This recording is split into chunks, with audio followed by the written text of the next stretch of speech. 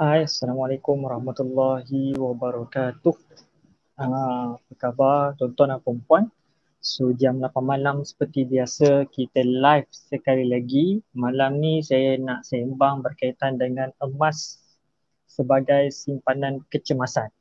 Emas sebagai simpanan kecemasan. Okay, sebelum tu sementara tunggu orang masuk sekejap, saya ambil beberapa keping emas lah supaya bila kita bercerita tu saya ada benda nak ditunjukkan.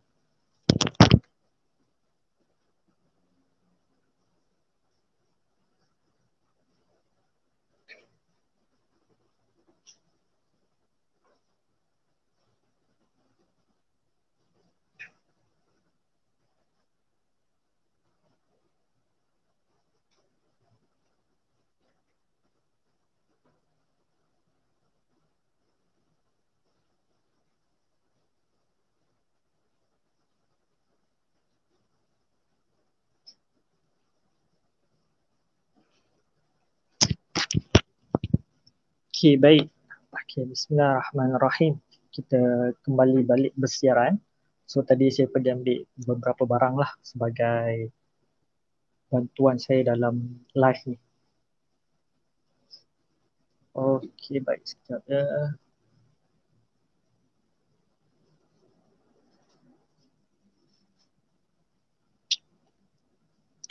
Baik, so sekarang ni dah masuk minit yang kedua, saya terus kepada poin saya lah. Okay, so kalau tuan-tuan dan perempuan dah masuk dalam live saya, tuan-tuan dan perempuan mungkin boleh komen sikit kat bawah ni. Suara saya tuan-tuan dengar tak dengan jelas? Suara saya tuan-tuan dengar tak dengan jelas? Kemudian mungkin tuan-tuan boleh bagi tahu saya lah, tuan-tuan daripada mana? Tuan-tuan daripada mana? So just tulis saja dekat komen bawah, nanti saya baca lah. Okey, baik-baik. Tuan-tuan dan perempuan, hari ini kita nak masuk dalam satu subtopik yang mana saya ada tulis dalam buku saya juga. Okey, subtopik ni sangat-sangat penting, saya ada tulis dalam buku ni, iaitu tentang emas sebagai simpanan kecemasan. So basically, kalau tuan-tuan pergilah mana-mana ceramah kewangan, berjumpalah dengan 1001 guru kewangan, jumpalah siapa pun, mereka akan advise kita supaya membuat simpanan kecemasan yang dipanggil emergency fund dalam bahasa Inggeris dia, sebanyak 3 hingga 6 bulan gaji kita. So kalau tuan-tuan gaji 2,000, so dia akan advise kita untuk satu tabung kecemasan yang mana 3 bulan hingga 6 bulan punya gaji. So bermakna 6 hingga 12,000 simpanan yang kita tak boleh sentuh, melainkan berlaku kecemasan. That's why nama dia tabung kecemasan, simpanan kecemasan. Tak boleh sentuh melainkan berlakunya kecemasan. Sebagai contoh, kena buang kerja, sebagai contoh kereta rosak, sebagai contoh emergency, apa-apa mungkin anak sakit and whatsoever.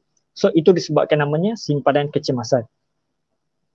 So semua guru-guru kewangan advise untuk buat 3 hingga 6 bulan gaji. 3 hingga 6 bulan gaji. So kalau tuan-tuan dah masuk live saya, kalau dengar dengan jelas, saya minta tuan-tuan komen kat bawah ni kata dengan jelas supaya saya boleh tahulah. Takut nanti saya bercakap seorang-seorang at the end sebenarnya tuan-tuan dan perempuan tak dengar. So kalau jelas boleh tak komen bantu saya untuk komen jelas, dan mungkin boleh share video ni, live ni, supaya lebih ramai kawan-kawan kita yang dapat manfaat. Okay, so semua guru kewangan dia advise kita untuk simpan 3 hingga 6 bulan gaji. Ni untuk orang makan gaji, untuk orang yang bekerja. Untuk businessman diadvisekan 12 bulan. Bermakna setahun. Okay, kalau tuan-tuan tengok rujuk pada Al-Quran, rujuk pada hadis, rujuk pada agama Islam tu sendiri, kalau kita tengok dalam Quran, bagaimana Nabi Allahumma salli ala sayyidina Muhammad, Ibrahim atau Nabi Sulaiman alaihi salam. Nabi Yusuf, Nabi Yusuf dia buat simpanan berapa lama? 7 tahun ke 9 tahun untuk berhadapan dengan kemarau yang panjang. So boleh baca benda ni dalam banyak buku kewangan dah diceritakan lah. So saya hanya nak sentuh 3 hingga 6 bulan gaji. So basic. Semua guru kewangan cerita benda yang sama.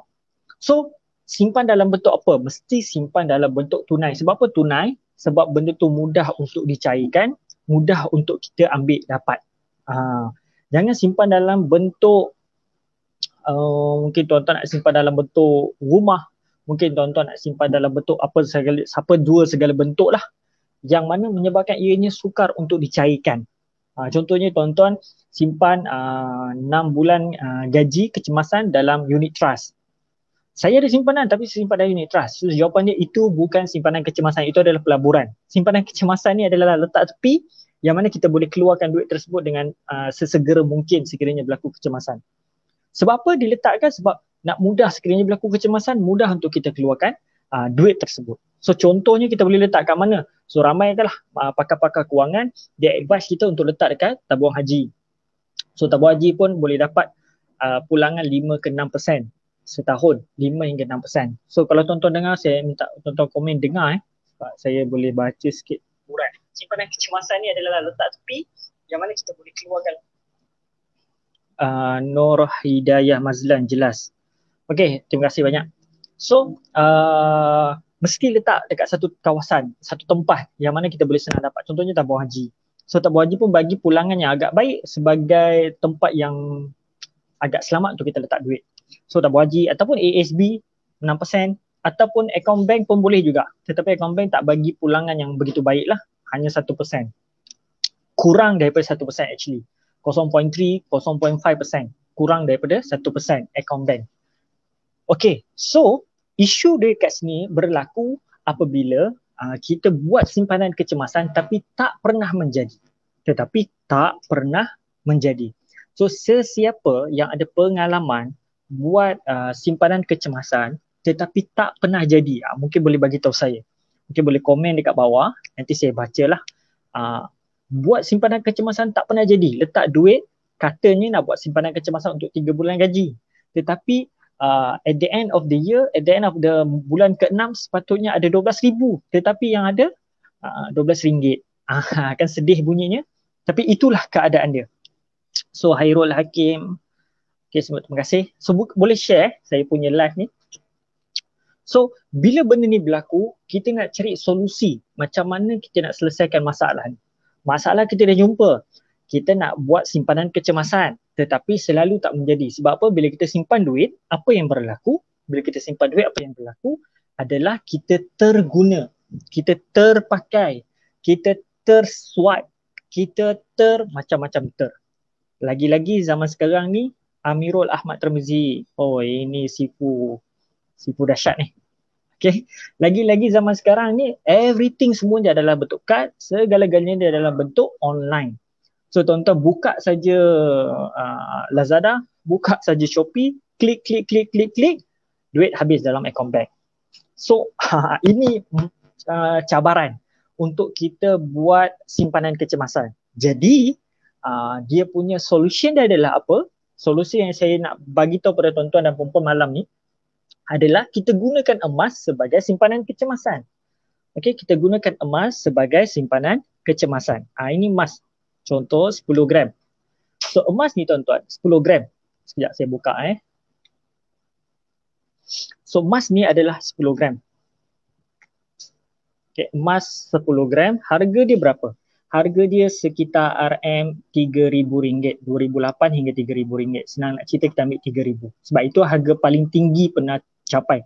So RM3,000. Tuan-tuan ada dua keping emas 10 gram. Sebenarnya kita dah ada 6 bulan punya 3 bulan punya gaji, 3 bulan punya simpanan kecemasan.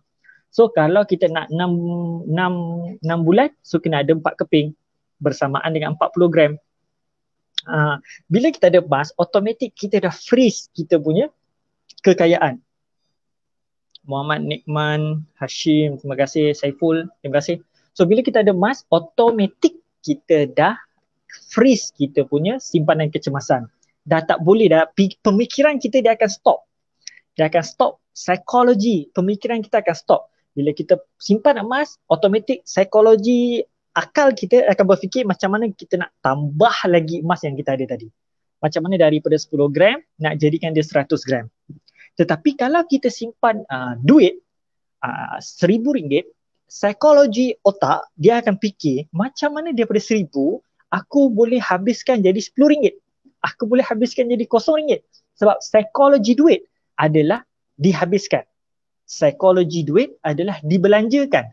Psikologi duit adalah untuk dibeli, untuk membeli barang.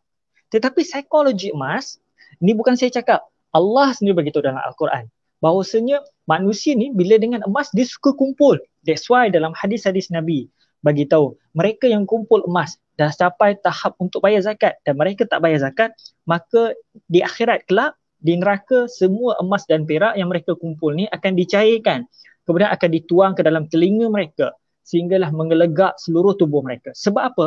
Sebab sifat emas ni, sifat manusia ni bila pegang emas, jiwa dia nak kumpul, bukan nak belanja. Amirul Ahmad Tanwi, ada yang lebih susah untuk golongan pemula penyimpan, simpan barang kemas atau simpan shilling dinar atau simpan plat?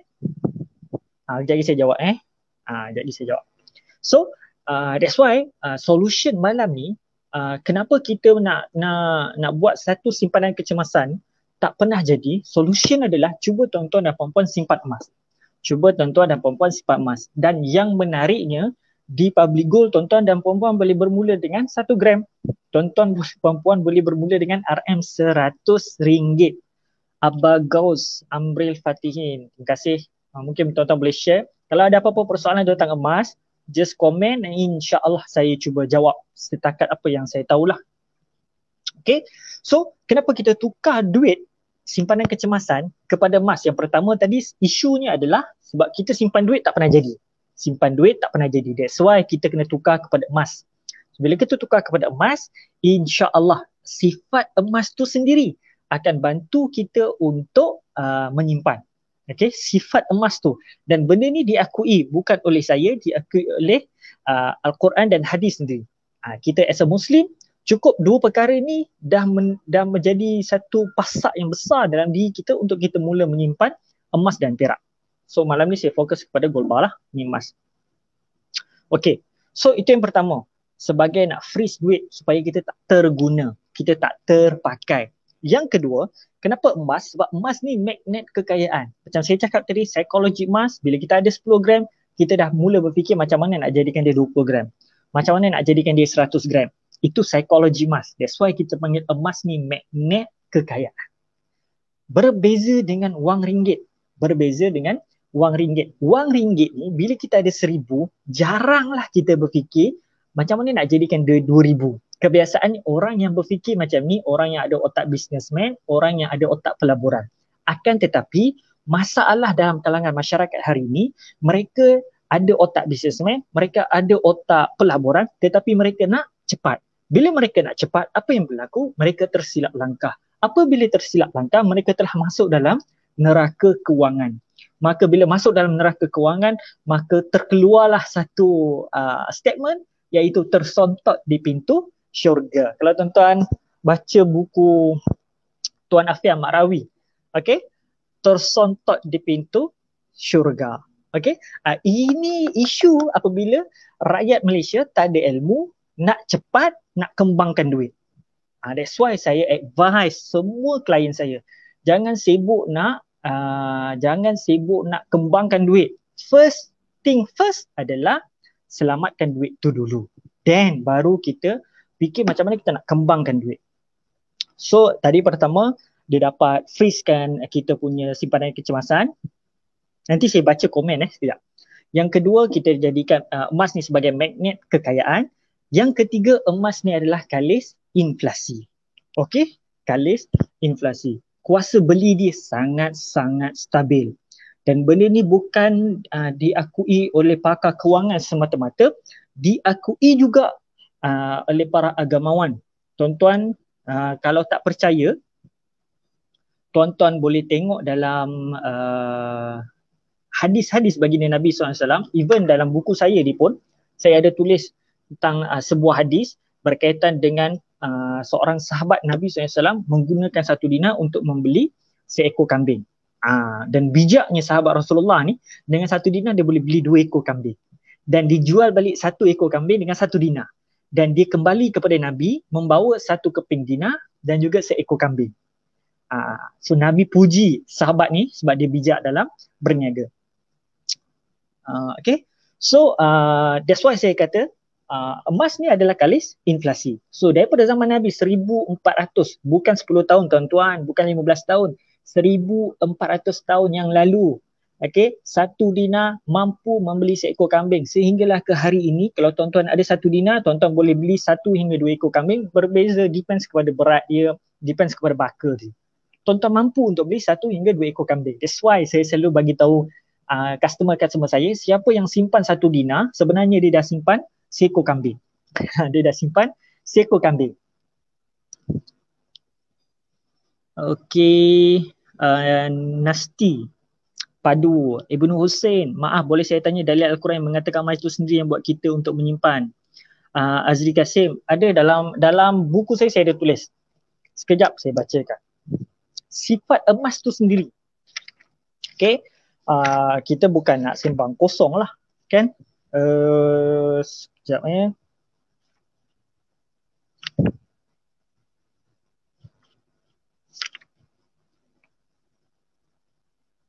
Tuan-tuan boleh tengok dalam surah At-Taubah ayat ke-34.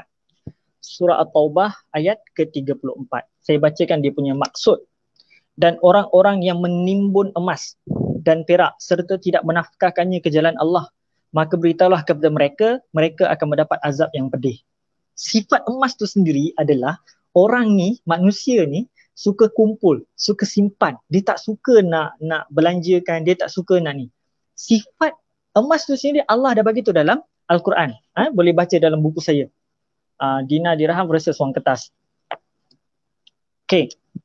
So, tadi saya dah sentuh 3 perkara. Bila kita jadikan emas sebagai simpanan kecemasan, pertama kita dah freeze-kan kita punya simpanan. Yang kedua, kita dah jadikan dia sebagai magnet kekayaan. Dan yang ketiga, kita emas ni bertindak ataupun berfungsi sebagai mata wang yang kalis inflasi. Okay, mata wang yang kalis inflasi. That's why macam saya dah sebut awal tadi, kenapa disuruh simpan 3 bulan hingga 6 bulan, sebab supaya bila berlaku kecemasan dalam masa 3 bulan 6 bulan tu kita boleh hidup seperti biasa, dan dalam masa yang sama tu juga 3 bulan hingga 6 bulan tu kita mampu untuk mencari sumber pendapatan yang lain. Okay, so itulah antara yang saya bagi tahu tadi. Saya share sikit, iaitu tentang emas sebagai simpanan kecemasan. Okey, saya pergi go through soalan-soalan sikit. Ibnu Husim punya soalan tadi saya dah jawab. Amirul Ahmad Tirmizi, ada yang lebih sesuai untuk apa yang lebih sesuai untuk golongan pemula penyimpan? So yang paling sesuai adalah account gap, mula dengan RM100. Mula dengan RM100. Tuan-tuan, nak mula RM100 tak payah nak semangat baca graf, tak payah nak semangat study tu, tak payah semangat nak cerita pasal analisis fundamental, tak payah semangat sangat nak cerita pasal technical analysis, fundamental analysis. Sabar. Kita hanya menyimpan RM100, kita anggap itu sebagai simpanan. Ia bukanlah sebagai satu pelaburan yang besar yang bagi impact kepada diri kita. Tak. Ianya hanyalah sebagai satu simpanan. Macam kita simpan RM100 dalam bank, takkan kita sibuk nak fikir pasal pulangan bank ni. Tak, kita hanya menyimpan. Okay, saya share sikit beberapa buku saya. Buku berkaitan dengan fundamental dan technical analysis pasal emas. Okay, so bila saya bercakap ni, apa yang saya cakap ni insya-Allah ada sandaran dia. InsyaAllah ada sandaran dia. So tuan-tuan dan puan-puan tak perlu risau. Okay, ni pun buku yang baik juga, analisis teknikal harga emas. Kemudian ada satu lagi buku, menyingkap rahsia pelaburan emas. So insyaAllah tuan-tuan, kalau tuan-tuan dengar ni, insyaAllah tuan-tuan akan dapat sesuatu. Kalau tak dapat 10, dapat 1. Tak dapat 1, dapat 5. Kemudian saya lagi satu buku, Manage Emas, Manage Kekayaan. So sebenarnya tuan-tuan, pasal emas ni saya banyak dah baca. So tuan-tuan jangan risaulah. So sebagai golongan pemula, saya cadangkan mulakan account gap RM100. Simpan barang kemas. Kalau tanya saya, kalau anda perempuan dan nak pakai barang kemas tu, nak pakai, yes, go on. Okay, nak pakai kan? Bukannya nak simpan. Nak pakai, boleh beli, tak ada masalah. Tapi kalau nak simpan, nak jadikan pelaburan, the best answer adalah gold bar. Bukannya barang kemas. Gold bar bukannya barang kemas. Sebab apa? Dalam buku ni saya ada cerita, dinar dirham versus wang kertas. Dalam bab yang keempat saya ada cerita. Dalam bab yang keempat, saya buka sikit Dalam bab yang keempat saya ada cerita, tuan-tuan boleh tengok pelaburan emas fizikal. Saya ada sentuh 3 jenis pelaburan. Yang pertama iaitu jongkong, yang kedua shilling, yang ketiga barang kemas. Okay, tiga-tiga saya ada sentuh dalam buku ni, bab yang keempat. Atau simpan shilling dinar atau simpan plat. Jawapannya yang itulah, gold bar dan juga shilling. 1 dinar sekarang sama dengan seekor kambing. Yes, tak ada orang boleh menafikan perkara tersebut. Mungkin boleh dapat seekor, mungkin boleh dapat 2 ekor. Depends lah. Akan datang 1 dinar sama dengan 2 ekor kambing. Tak percaya, tunggulah. Zaman Nabi pun dah berlaku. 1 dinar, seorang sahabat beli 1 dinar dengan 2 ekor kambing. Kemudian dalam perjalanan dia pulang kembali kepada Rasulullah, dia telah jual seekor kambing dengan harga 1 dinar. Dan dia kembali kepada Rasulullah dengan seekor kambing dan juga 1 dinar. That's why Rasulullah puji dia. Dan hadis tersebut saya ada rakamkan dalam saya punya buku. Dalam buku ni ada hadis tersebut. Sekejap saya tengok surat. Yes, daripada Urwah. Okay, ni hadis. So siapa yang dah ada buku ni, tuan-tuan dan puan-puan boleh baca tentang ni. Okay, ada dalam buku ni saya tulis tentang hadis tersebut. Nasti PM buku, so boleh baca buku tu. Amirul Ahmad Tirmizi dah baca buku tu power. Alhamdulillah, semoga dapat manfaat dan mungkin boleh sebarkan dan jadi amal kita dekat dalam kubur tu nanti. Nayus is watching, terima kasih Kak. Nurafiza, apa khabar? Normawati Ibrahim, Taifuk is the best. Kalau Nasti kata Taifuk is the best, it depends. Dia hanya design sajalah. At the end of the year, at the end of the time adalah kita nak gram emas tersebut. Taifuk ke, bunga emas ke, apa jua design, apa jua syarikat, apa jua company, tak ada masalah. Yang penting tuan-tuan dan puan-puan simpan emas. Saya nak beli buku tuan, lepas live saya WhatsApp. Boleh. Amril Fatihin, just WhatsApp saya nanti saya akan tinggalkan link ke ataupun boleh PM saya kat Facebook. Okay, insyaAllah nanti saya akan reply satu persatu. So saya tulis buku ni dah almost 2 years. Daripada 2019 saya start, awal 2019 saya start menulis, tetapi banyak tertangguh. Sampailah pada bulan 3 itu PKP berlangsung. 3 ke 4 bulan saya duduk dalam rumah. Waktu itulah Allah bagi ilham, mungkin hikmah PKP juga, saya mampu habiskan penulisan buku ni. Dan bulan 5 saya cetak percetakan yang pertama. So cetakan yang pertama adalah pada bulan Mei 2020. Okay, so cetakan pertama. Saya cetak 1000 buah buku, sekarang ada lagi dalam 200 buah buku saja yang tinggal. Minit emas, minit kekayaan. Kasih ringkasan kandungan sikit pos. Minit emas, minit kekayaan. Yang ni buku ni saya beli. Yang ni ditulis oleh IR Sofian. IR Sofian ni siapa? IR Sofian ni anak didik Azan Osman. Okey, siapa yang kita panggil apa Sesiapa yang macam tak berapa minat dengan Azan Osman, it's okay, tak ada masalah. Saya pun tak ada apa isu. Cuma yang ni adalah anak murid dia yang berkecimpung dalam dunia pelaburan emas.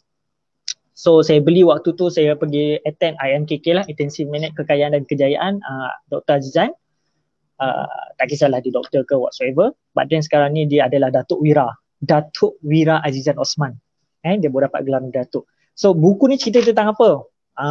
So saya share sikit beberapa bab lah. Okay, dulu saya pernah buat live pasal buku ni. Saya ada buat live dulu tahun 2017, 2016 macam tu. Saya ada buat live. Buku ni saya beli lama dah, 2016. So 2017, 2016 macam tu saya dah buat live pasal buku ni, saya buat review.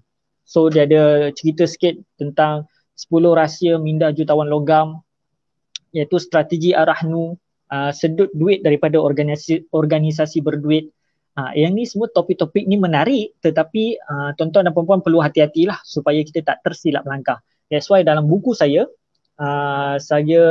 kepilkan satu artikel. Kalau kat belakang sekali ni ada satu artikel. Kalau tuan-tuan tengok kat belakang, siapa yang dah beli buku saya, dia tengok kat belakang sekali artikel pilihan. So artikel yang pertama, 9 pantang larang sebelum masuk ke penjara Ar-Rahnu. Saya panggil arahan ni penjara. Penjara bagi emas lah. Sekali masuk tak boleh keluar sesuka hati. Kena bayar dulu. So sangat penting untuk baca artikel tersebut sebelum tuan-tuan dan puan-puan fikir macam mana nak buat duit. Kata nak pusing lah arahan tu. Manipulasi arahan tu. Ini semua bahaya. Melainkan tuan-tuan ada ilmu dan buat kiraan yang betul. Supaya kita tak tersontot di pintu arahan ni.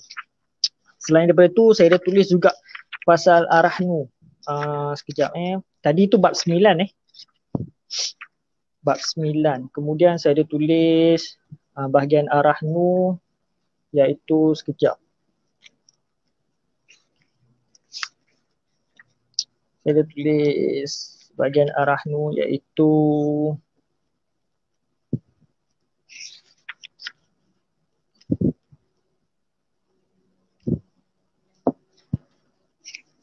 bab 9 jugalah. Ni. Kalau tuan-tuan nampak, jangan beli emas cara arahnu. Okey, dia pajak 10 gram, dapat duit dia beli 7 gram. Dia pajak 7 gram dapat duit beli 5 gram. Dia pajak 5 gram dapat duit beli 3 gram. Dia pajak 3 gram dapat duit beli 1 gram. At the end, barang kat pajak semua habis kena lelong, duit kat tangan pun tak ada nak tebus. So itu bahayanya. Yang duk sibuk dulu, waktu tahun 2015, 2016, orang sibuk manipulasi arahnu. So bahaya tindakan tu, hati-hati. Kemudian dah di-share juga dalam buku ni 5 piramid tindakan pelabur logam jutawan. So sangat-sangat baguslah buku ni. Okay, sangat-sangat bagus. Tuan kalau ada masa mungkin boleh pergi cari buku ni. Minit Emas, Minit Kekayaan by A.R. Sofyan, jutawan logam. So ada apa-apa soalan tak selain daripada ni?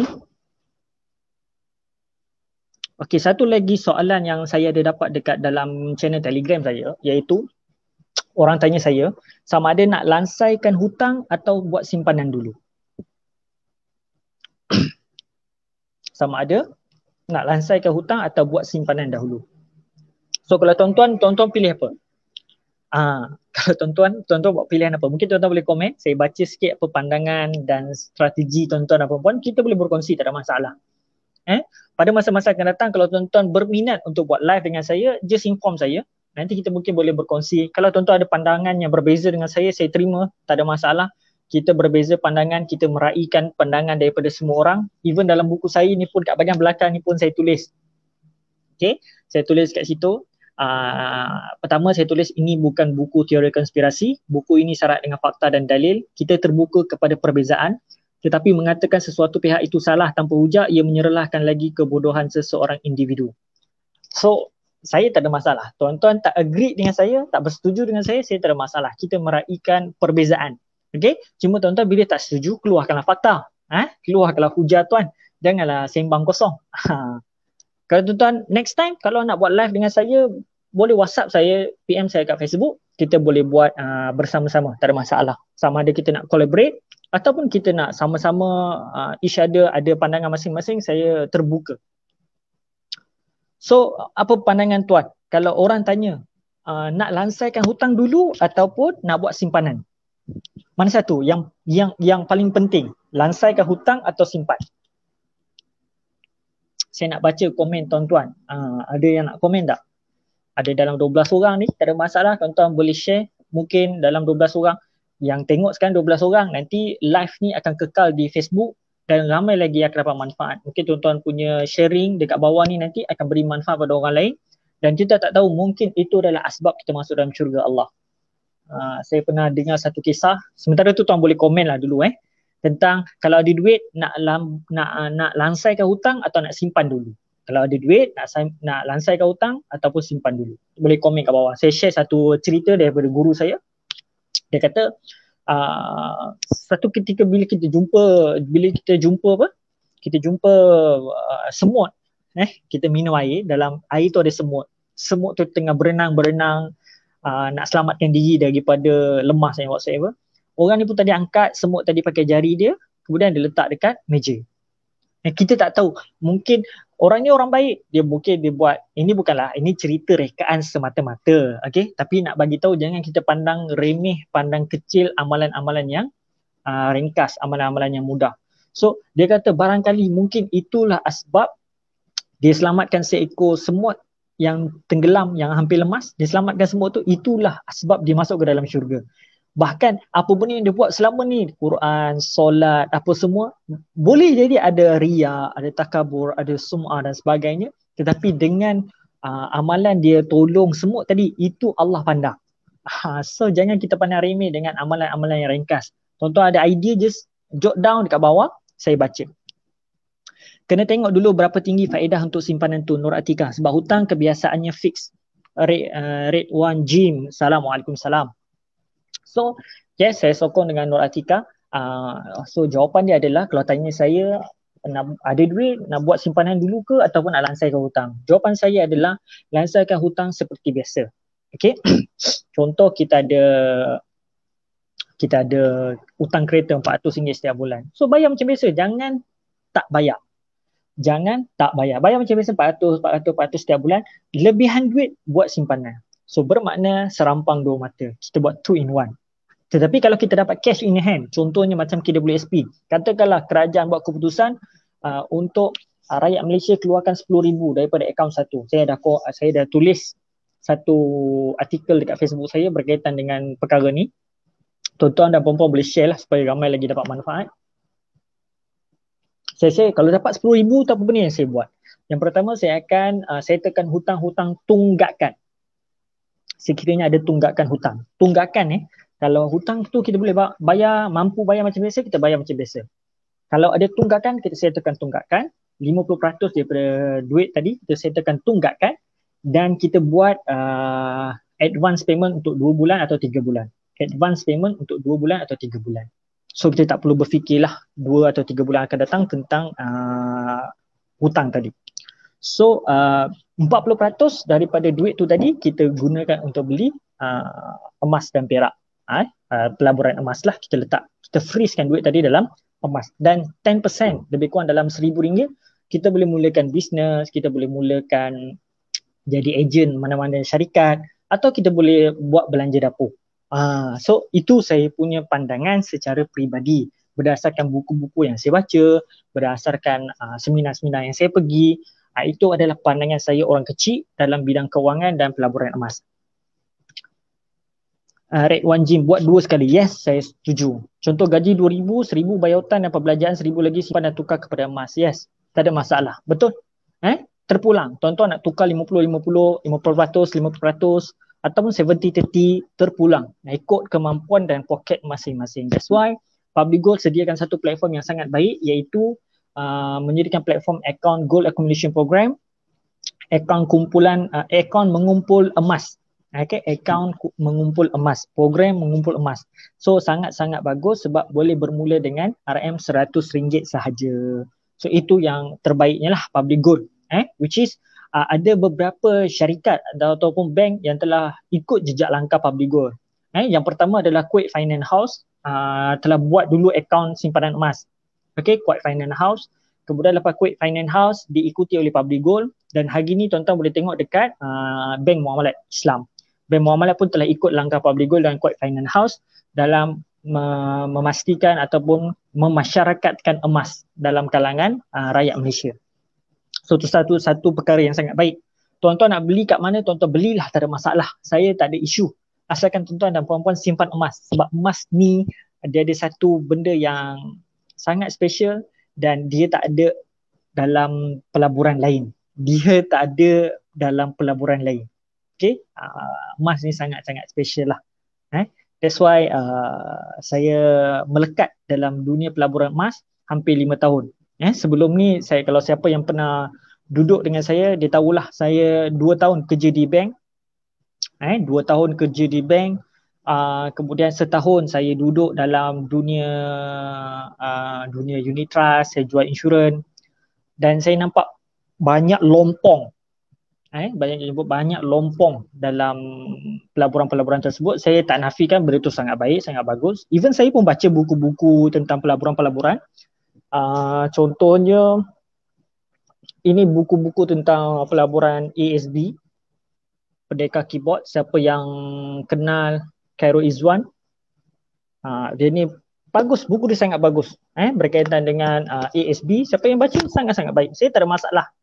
Saya tak menyerang ataupun tak bersetuju dengan mana-mana medium pelaburan. Selagi mana ianya bukan skim cepat kaya dan bukan Macau scam. Dan kalau tengok dekat sini, Ibu Hajar Rohani ialah ICU Kewangan. Beliau sendiri tak setuju dengan ASB Financing. Beliau sendiri tak setuju dengan ASB Financing. Kalau tak percaya, tuan-tuan baca buku ni. Kita sibuk kata ASB Financing bagus, ASB Financing. Ni. Ibu Hajar Rohani sendiri kata ASB Financing tak bagus. Dalam bukunya dia ada tulis. So, tuan-tuan boleh baca. So, saya suka baca banyak buku berkaitan dengan macam-macam orang komen. Sekejap ada beberapa buku lagi. So, ini pun tentang panduan pelaburan unit amanah. Saya baca. Bukannya saya sembang kosong dengan tuan-tuan. Saya baca panduan pelaburan unit amanah. So, banyak benda-benda yang saya baca, saya nampak emas pada pandangan saya. Tuan-tuan kena dengar ni, pada pandangan saya, emas adalah the best instrument. Emas adalah the best instrument. Okay, apa jua yang terjadi dalam dunia kewangan, apa jua yang terjadi dalam ekonomi, apa jua yang terjadi dalam politik, orang semua akan lari pada emas. That's why kita panggil emas ni adalah safe haven asset. Safe haven asset. Okay, kalau kita tengok datuk nenek moyang kita dulu, diorang ni tak kaya, diorang ni tak banyak duit. Tapi tanah kat Bendang tu dia punya. Rumah tu dia punya. Kalau buka bawah katil, bawah tilam, bawah bantal, semuanya emas. Diorang ni tak simpan duit. Orang dulu-dulu. Nampak hidup susah, kotor badannya, pagi ke Bendang, tapi tak ada hutang. Zaman sekarang kita tengok rumah banglo, rumah besar, kereta besar, whatsoever, tapi tu semua siapa punya? Bank yang punya. Sebab apa? Kita, yang ni dah kena masuk dalam satu bahagian lain. Iaitu, masuk dalam satanic finance. Banyak buku saya tunjukkan tuan-tuan. Satanic finance. So kalau siapa faham tentang cycle kewangan moden hari ni, so kita semua dah kena rantai, kita semua dah kena ikat dengan sistem kewangan syaitan. Syaitan financing, satanic finance. Okay, sistem kewangan moden hari ni kita dah kena ikat dan kita tak boleh nak lari. That's why ramai yang buat keputusan untuk tinggalkan bandar, pergi duduk kampung. Kan? Orang kampung ni seronok duduk kampung. Tuan-tuan mungkin boleh, saya yakin dan percaya, kalau ada diberi pilihan, tuan-tuan pun nak duduk kampung, tak nak duduk bandar. Kecuali budak-budak muda sekarang yang rajin TikTok, menari dekat depan kamera. Budak-budak macam ni kalau duduk bandar dengan kampung, saya rasa diorang pilih bandar. Tapi orang yang dah matang pemikirannya, dia akan pilih kampung daripada bandar. Okay, Farah Wahidah, Muhammad Nur Aiman. So tuan-tuan dan puan-puan, terima kasih banyaklah mereka yang tonton. Dah 38 minit. Oh lama, saya cadang nak buat 15 ke 20 minit je. So apa, kita wrap up kita wrap up. Okay, so apa benda yang saya share? Pertama saya share tentang emas sebagai simpanan kecemasan. Macam mana tuan-tuan nak jadikan emas sebagai simpanan kecemasan? Sebab apa? Sebab yang pertama, bila kita simpan duit tak pernah melekat. That's why saya advise supaya kita ambil emas, jadikan dia sebagai simpanan kecemasan. Dan sebab apa lagi? Sebab emas, kita boleh freezekan duit tadi. Emas adalah magnet kekayaan. Emas adalah kalis inflasi. 3 benda ni. So itulah sebenarnya yang saya share daripada awal tadi. Cuma kadang-kadang sikit-sikit saya selit lah pasal buku-buku yang saya baca. So tuan-tuan, banyakkan membaca buku. Itu nasihat saya bukan pada tuan-tuan saja, anak murid saya pun. Sebab saya cikgu, anak murid saya pun budak baru bukan darjah pula, tingkatan 4, tingkatan 5. Memang saya dedahkan mereka dengan keuangan. Walaupun saya ini cikgu BM, cikgu sejarah, tetapi memang itulah yang saya dedahkan dengan pelajar-pelajar ni. Dan Alhamdulillah, pelajar-pelajar ni semua dengar cakap. Saya kata pergi baca buku kewangan. Sebab sistem kewangan moden hari ni tak diajar di universiti. Sistem kewangan moden hari ini tak diajar di sekolah. Sistem kewangan moden hari ini tak ada dalam buku teks. Benda tu semua disimpan ataupun disembunyikan. Sebab kalaulah orang, masyarakat dunia hari ini tahu tentang sistem kewangan moden, maka semua akan lari daripada duit kertas, mereka akan pergi membeli emas. Once benda tu berlaku, sistem kewangan moden akan collapse. Kita hidup dalam rangkaian sistem perhambaan barat. Yes, saya sangat setuju. Dan terikat dengan riba. Yes, saya sangat setuju, dan benda itu pun hadis Nabi SAW. Nabi SAW pun bagi tahu akan datang satu zaman orang tak boleh nak lari daripada riba. Orang tak boleh nak lari daripada riba sehingga kan orang akan terkena debu-debu riba. Orang akan terkena debu-debu riba. Tuan-tuan tak percaya dengan saya, tuan-tuan tak yakin dengan saya, tak ada masalah. Tapi apa yang saya sampaikan adalah perkataan baginda Nabi SAW. Sistem mereka buat kita terikat, faham-faham le.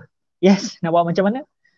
Kita dah duduk dalam sistem ni. Kalau guru saya, dia bagi tahu, kita dah duduk dalam sistem munafik, bukannya kita jadi munafik. Sekurang-kurangnya kita duduk dalam sistem tersebut dengan istighfar. Maka kita banyakkan istighfar, astagfirullah, supaya Allah mudahkan perjalanan kita dalam sistem tersebut. Dan moga-moga kita terselamat. Ruhaizat Saleh, terima kasih sama-sama.